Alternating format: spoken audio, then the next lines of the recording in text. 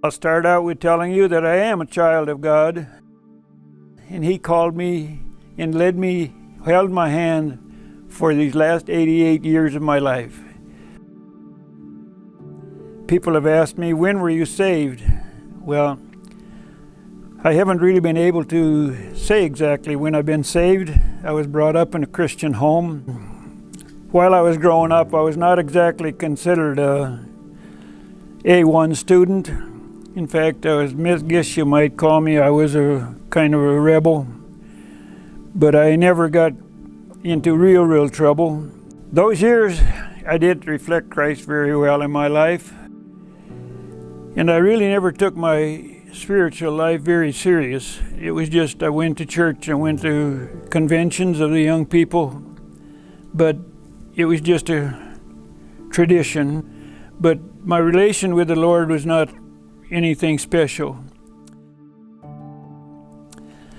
Until I was called into the service, then I thought it was maybe time for me to make up my mind if I wanted to follow the Lord or just leave things go the way they were going.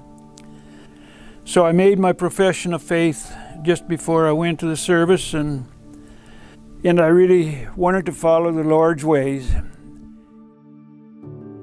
I graduated from my basic training and got transferred to Chicago to an anti-aircraft emplacement about 3/4 of a mile from Midway Airport. Well, they called me One Beer Hubers for a while because I did only drink one beer for a while.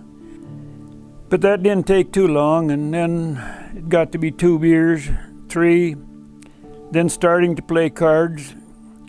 And I wasn't too good a card player. I lost more money, I think, than what I made. But anyway, and at last it wound up every night plus every weekend out drinking and partying, and then forgetting to go to church. Forget about church. There wasn't time for that. My whole weekends were spent in bars or dance floors or whatever. That went on until I got to the time I got to leave the Army, and I returned to Orange City to work with construction work, which I had done before I went to the service. Well, I didn't have many friends because most of my friends were still in the service. So I asked some of the other guys that were a little older what girls were available. And they told me one that was there. She lived in 6 miles out from Orange City and worked in a telephone office when they still had a plug your telephone in for you and you'd ring your telephone. So I asked her for Sunday evening after Young People's. And we had a date that night. And we rode around quite a bit. But before we left the skating rink, I said, well, let's go to Alton and have a few beers and then we'll go home. Well, that was a different start for life for me. She said, no, I don't drink, bud. I don't go there. So we rode around to several places that night. I took her home and I thought, well, she might be still a good girl to take out. Next week I start going to society with her, met many of her friends, and things just started to change. Before long we were dating pretty consistently. And in 9 months we got married. And 9 months later our first son, Steve, was born. And I was still working with construction, and as I'd go to work, I'd think, this isn't really life either for me.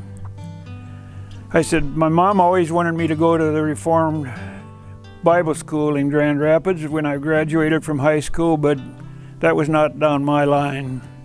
But as I worked on construction, more and more the Lord urged me on. He said, why don't you go back to school now? So one night I came home and I told Bernice, what do you think, honey, if we go back to school? She said, well, I don't know how that could ever work because we don't have any money.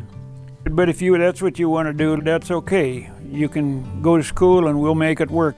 So we went to Grand Rapids and started the school there. Then my last year in school, we were assigned to a church or chapel as part of our education.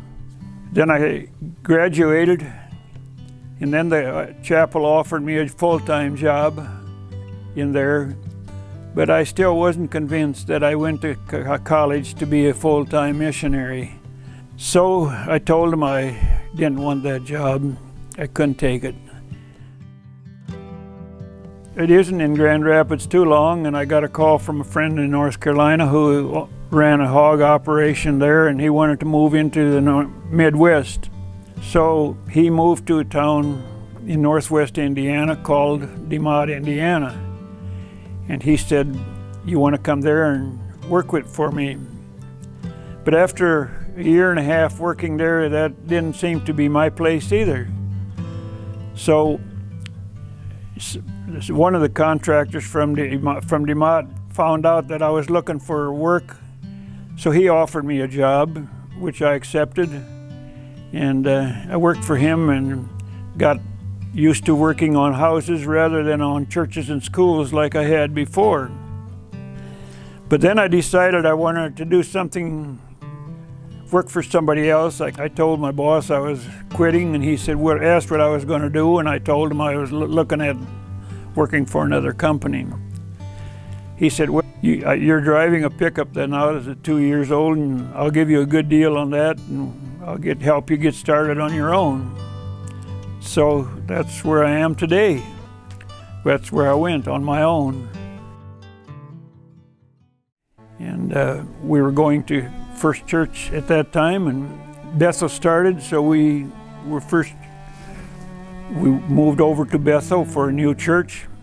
It wasn't long there, and the two churches decided to move to the Roselawn area as an outreach. So I got involved there on Sunday, having the service with the help of other preachers in the neighborhood who would help. Well, here we are today. We really appreciate being here and really love the church here.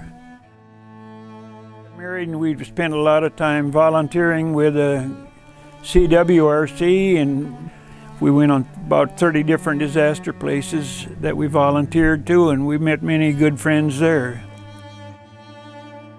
We spent winters in Texas joining others at a Rio Grande Bible College, where we volunteered for 20 years after retirement. I don't have the date that I became a Christian. It has been more of a journey, one of growing up in my walk with God. I was raised by Christian parents who prayed me through many times, good and bad, and rebellious years. I met a godly woman who pushed me to mature in faith. I didn't get it all right, but God had His hand on me throughout my life. I am a child of God.